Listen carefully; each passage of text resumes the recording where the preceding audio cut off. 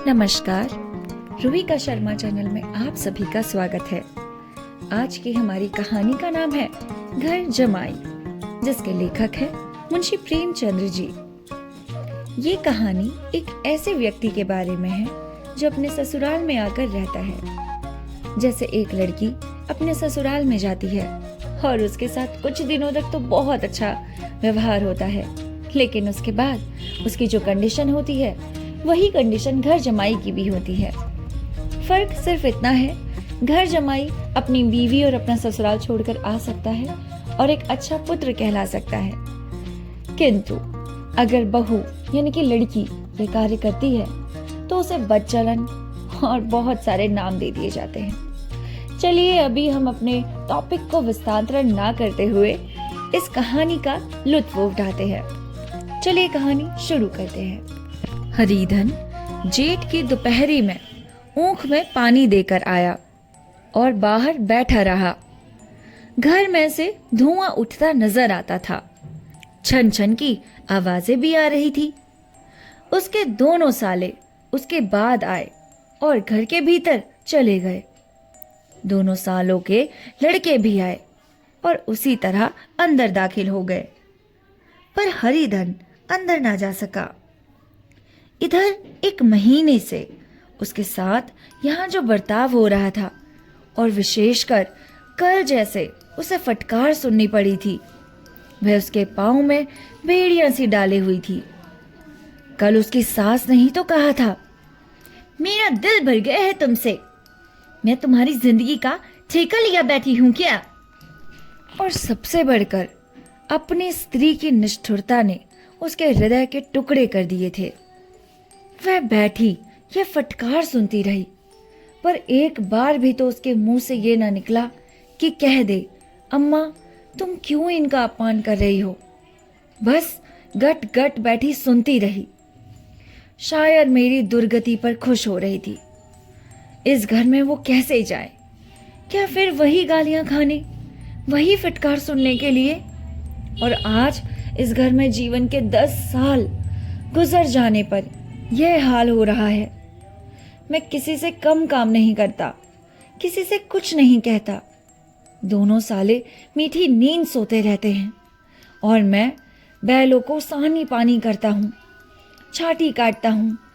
वहाँ सब लोग पल पल पर चीलम पीते हैं। मैं आंखें बंद किए अपने काम में लगा रहता हूँ। संध्या समय पर घर वाले गाने बजाने जाते हैं। मैं घड़ी रात तक भाई गाय भैंस दुहाता हूँ। उसका यह पुरस्कार मिल रहा है कि कोई खाने को भी नहीं पूछता, उल्टे गालियां और पड़ती हैं। उसकी स्त्री घर से डोल लेकर निकली और बोली, जरा इसे कुएं से खींच लो, एक बूंद पानी नहीं है। हरिधन ने डोल लिया और कुएं से पानी भर लाया।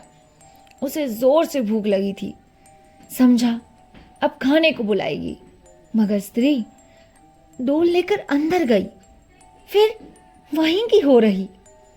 हरिधन थका मांधा शुदा से व्याकुल पड़ा सो रहा था।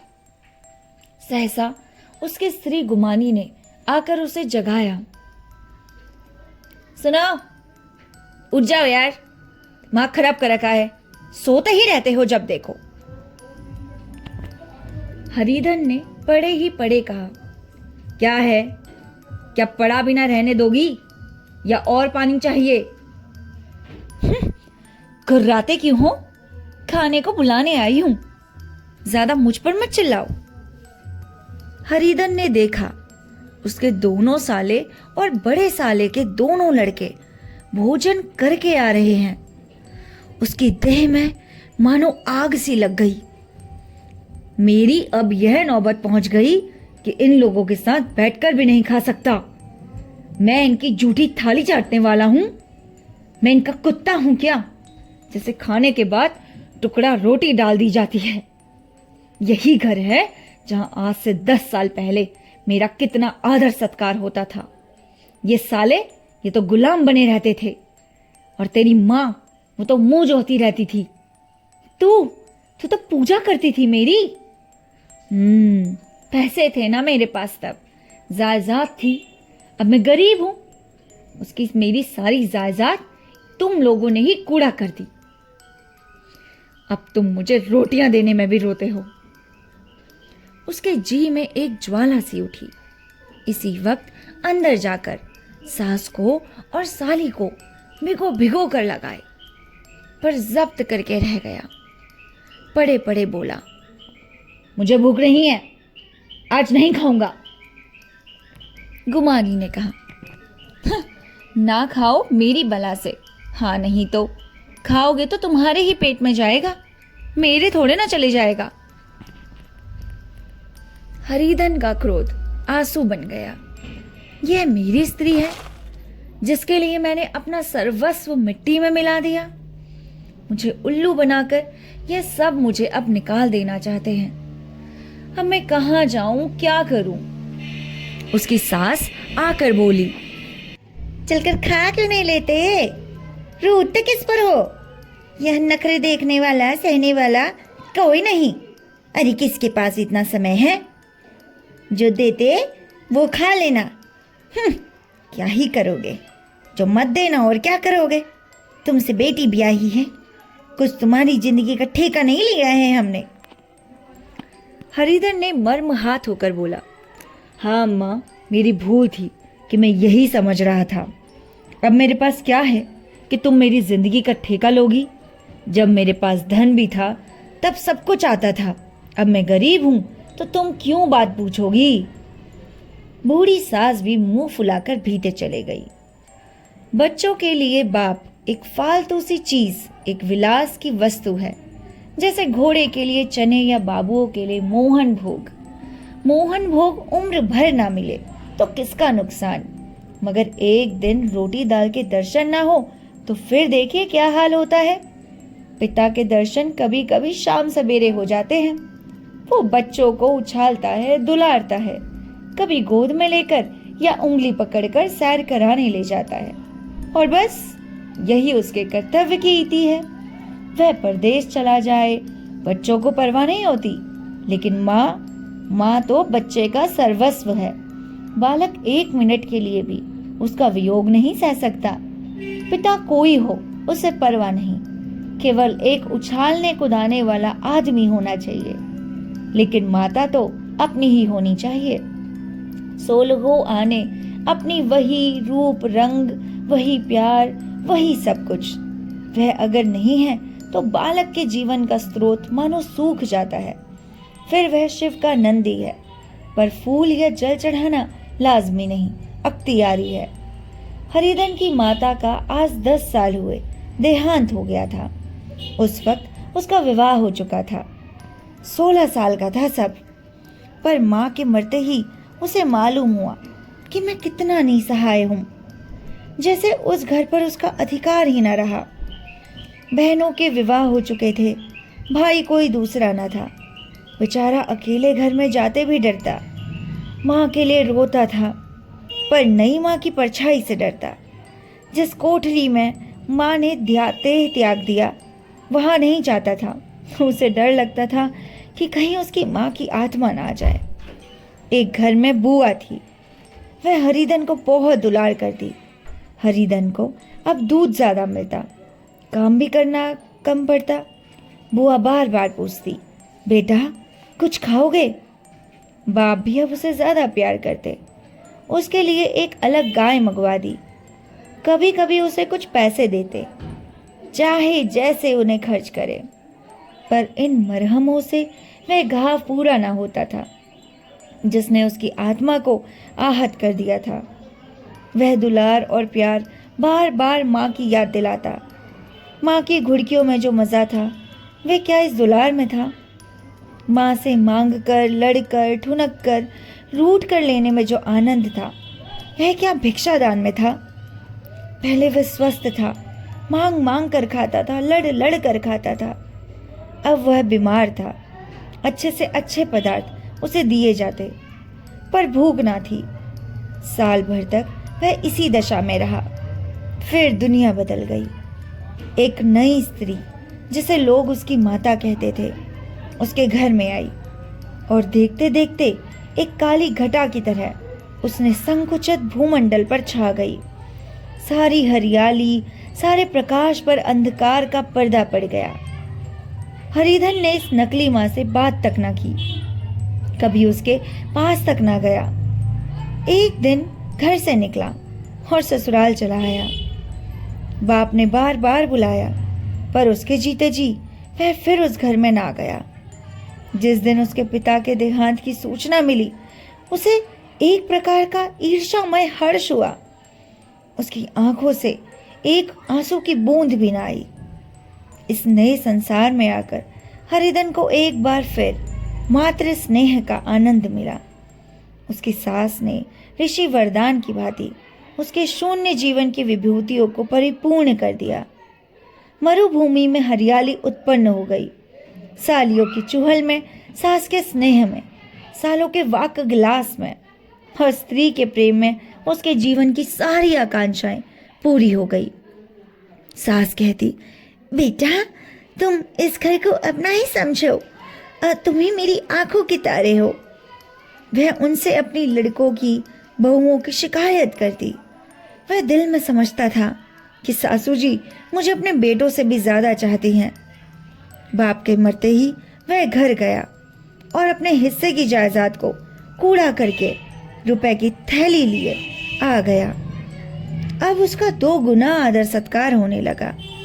उसने अपनी सारी संपत्ति सास के चरणों पर अर्पण करके अपने जीवन को सार्थक कर दिया। अब तक उसे कभी कभी घर की याद आती, अब भूल कर भी उसकी याद ना आती, मानो वह उसके जीवन का कोई भीषण कांड था जिसे भूल जाना ही उसके लिए अच्छा था। वह सबसे पहले उठता, सबसे ज्यादा काम करता। उसका मनोयोग, उसका परिश्रम देखकर गांव के लोग दांतों उंगली दबाते थे। उसके ससुर का भाग्य बखारते, जिसे ऐसा दामाद मिल गया कि जैसे जैसे दिन गुजर जाए, वाह। लेकिन जैसे जैसे दिन गुजरे उसका मान सम्मान घटता गया।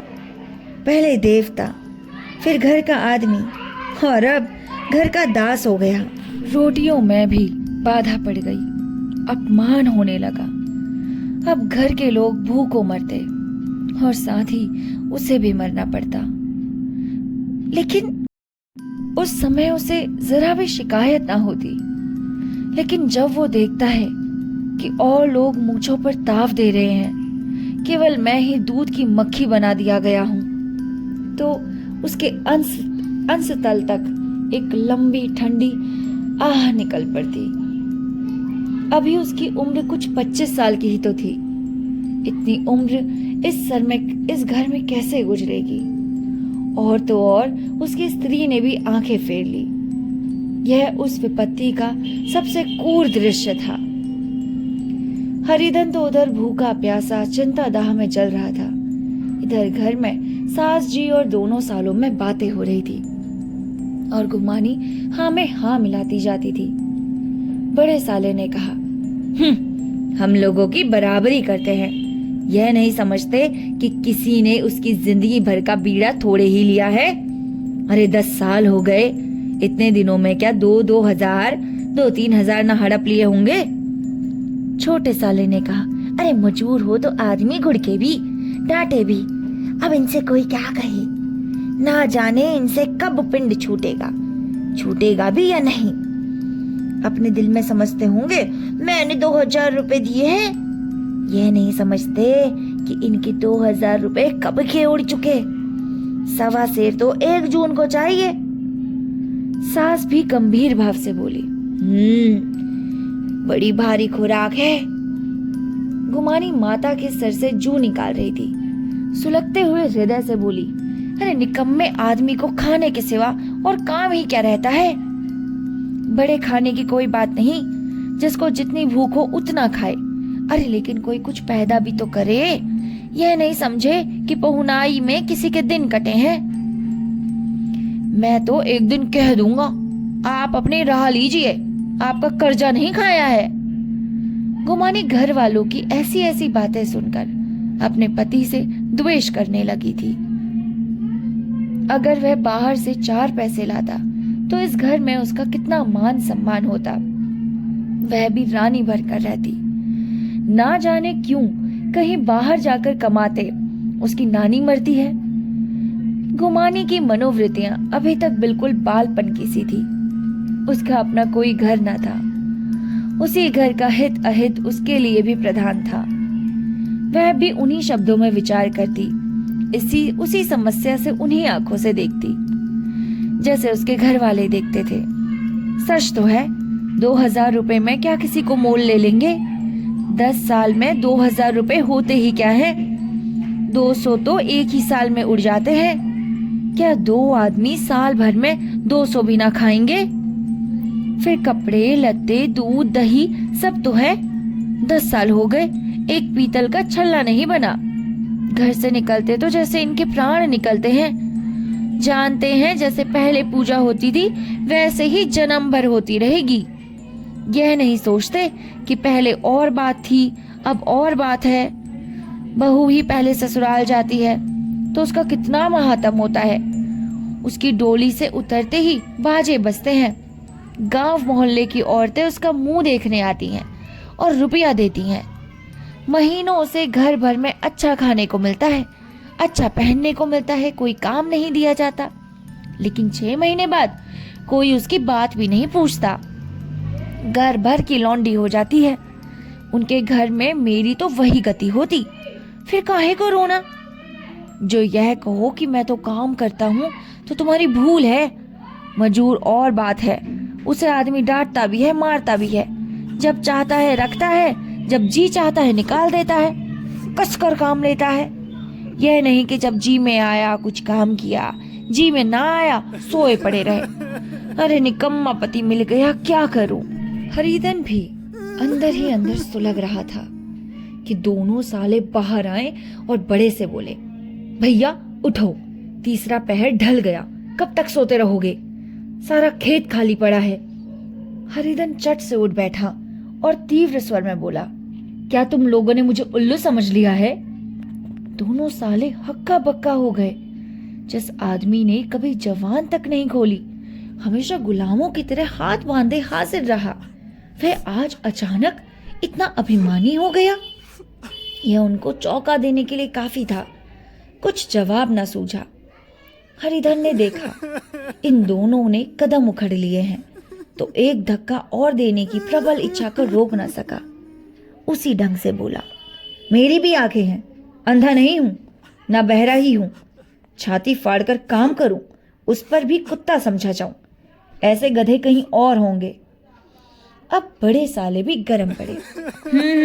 तुम्हें यहाँ किसी ने बांध नहीं रखा? हरिधन भी लाजवाब हुआ। कोई बात ना सूझी।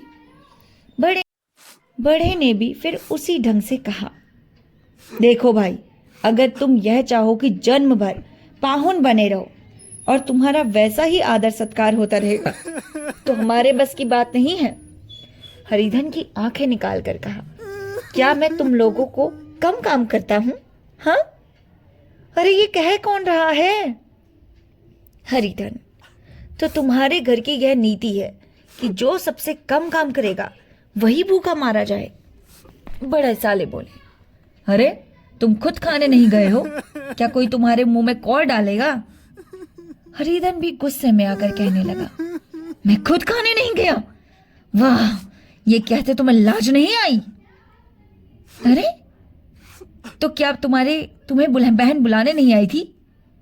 हरिधन की आंखों में जैसे खून उतर गया, दांत पीस कर रह गया।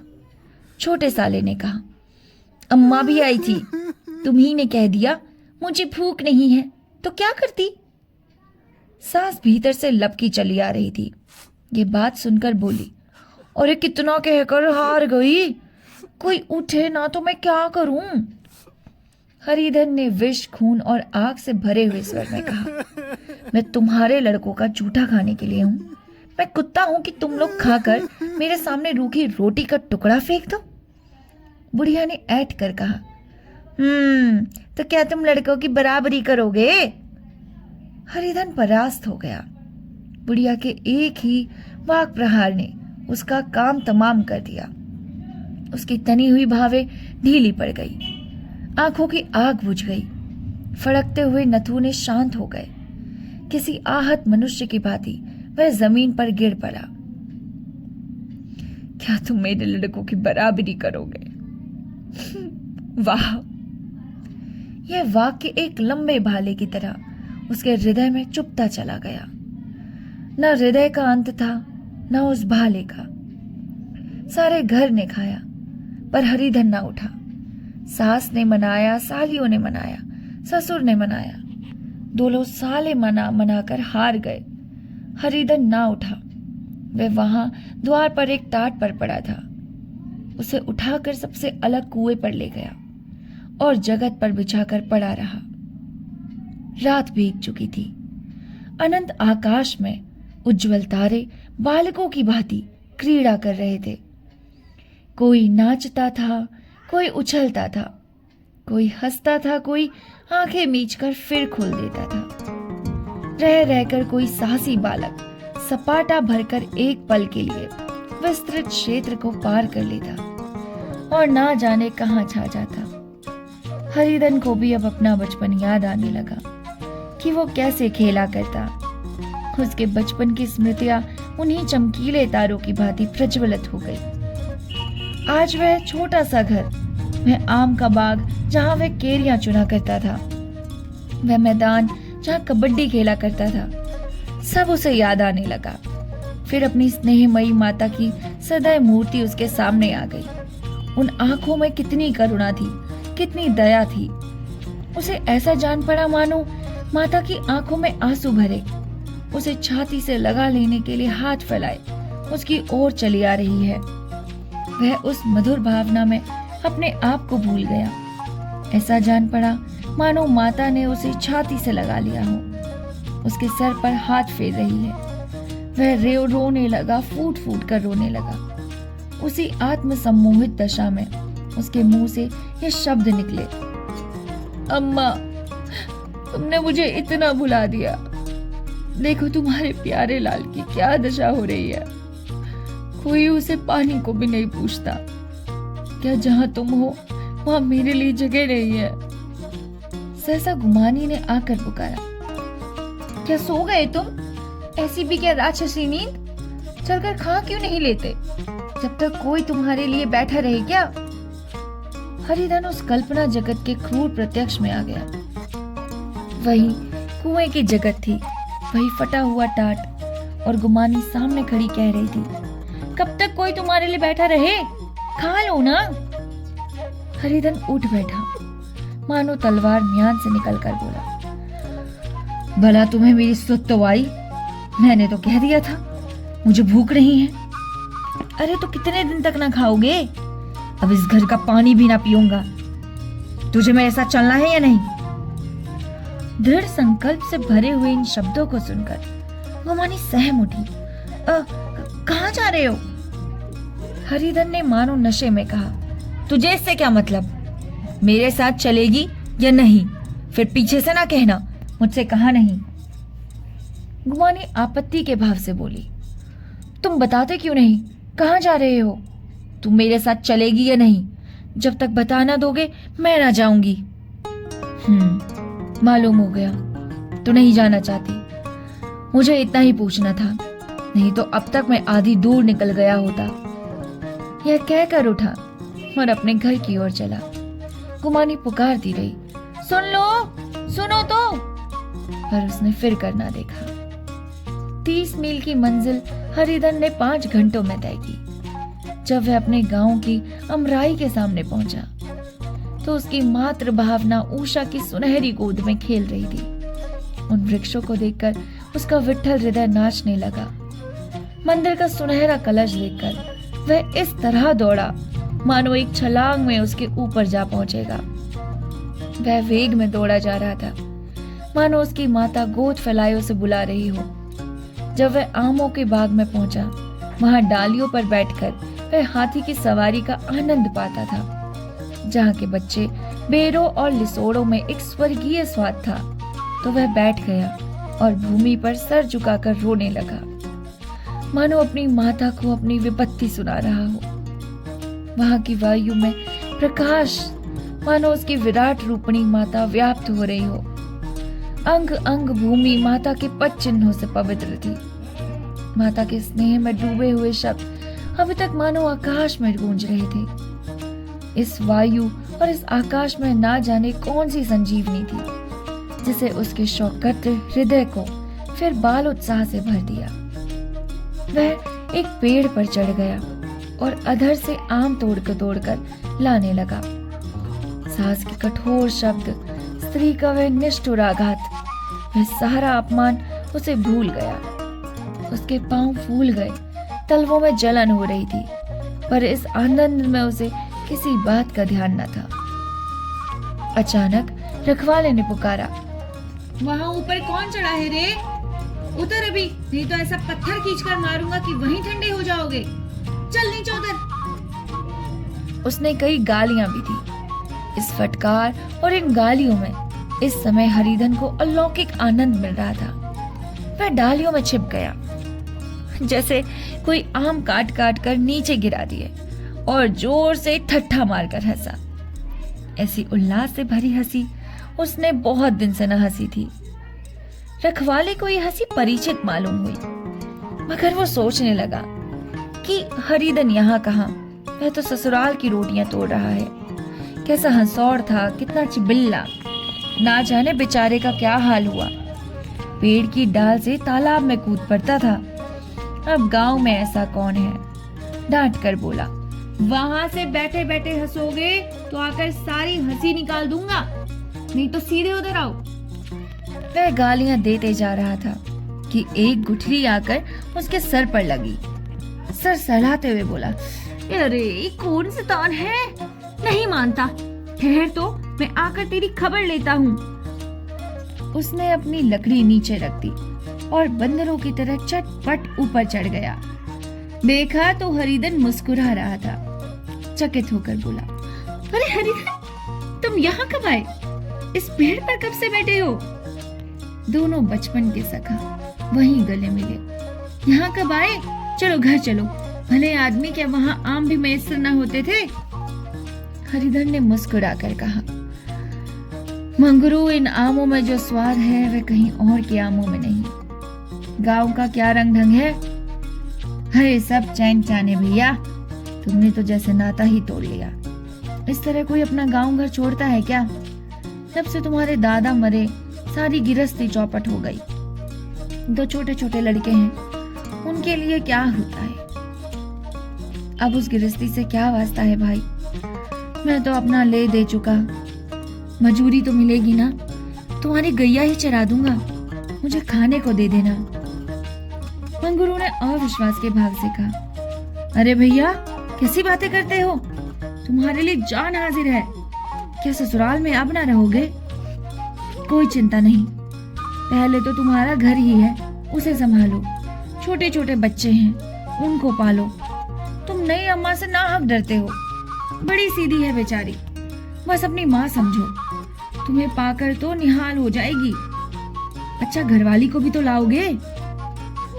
अब उसका मुंह भी ना देखूंगा, मर गई मेरे लिए। अरे कोई नहीं, दूसरी सगाई हो जाएगी। अब की ऐसी महेरिया ला दूंगा तुम्हारे लिए जो तुम्हारे पैर धो धो कर पिएगी। अरे लेकिन कहीं पहले वाले भी आ गई तो? वह ना आएगी भैया। हरिधन अपने घर पहुंचा। दोनों भाई भैया आए कहकर भीतर दौड़े और माँ को खबर दी। उस घर में कदम रखते ही हरिधन की ऐसी शांत महिमा का अनुभव हुआ, मानो अपनी माँ की गोद में बैठा हुआ हो। इतने दिनों ठोकरे खाने से उसका हृदय कोमल हो गया। जहाँ पहले अभिमान था, आग्रह था, हेकड़ी थी, वहां अब निराशा थी, पराजय और याचना थी। बीमारी का जोर कम हो चला था। अब मामूली दवा भी असर कर सकती थी। किले की दीवारें छिद चुकी थी, अब उसमें घुस जाना असाध्य न था। वही घर जिसके वह एक दिन विरक्त हो गया, अब गोद फैलाए उसे आश्रय देने को तैयार था। हरिधन का निर्विलंबन मन यह आश्रय पाकर मानो तृप्त हो गया। शाम को विमाता ने कहा, बेटा तुम घर आ गए, हमारे धन्य बाग। अब इन बच्चों को पालो। माँ का नाता ना सही, बाप का नाता तो है ही। मुझे एक रोटी दे देना, खाकर एक कोने में पड़ी रहूंगी। तुम्हारी अम्मा से मेरी बहन का नाता है, उस नाते से तुम मेरे लड़के होते हो।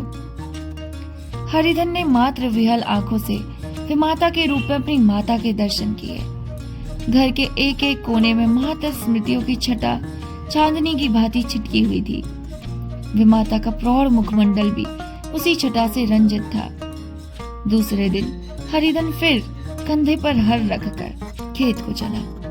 उसके मुख पर उल्लास था, आंखों में गर्व। अब वह किसी का अनिश्चित नहीं, आश्रयदाता था। किसी के द्वार का भिक्षुक नहीं, घर का रक्षक था। एक दिन उसने सुना गुमाइनी ने एक दूसरा घर कर लिया। माँ से बोला, तुमने सुना काकी, गुमानी ने घर कर लिया। घर क्या कर लेगी, ठट्टा है। बिरादरी में ऐसा अंधेर, पंचायत नहीं अदालत तो है। अरे नहीं काकी, बहुत अच्छा हुआ। ला महावीर जी को लड्डू चढ़ाऊं। मैं तो डर रहा था कहीं मेरे गले ना आ पड़े। भगवान ने मेरी सुन ली। मैं वहां से यही ठान कर चला था, अब उसका मुंह ना देखूंगा। और ये कहानी खत्म हो गई। आपको ये कहानी कैसी लगी हमें लिख कर जरूर बताइएगा। तब तक के लिए नमस्कार, अपना ख्याल रखिएगा।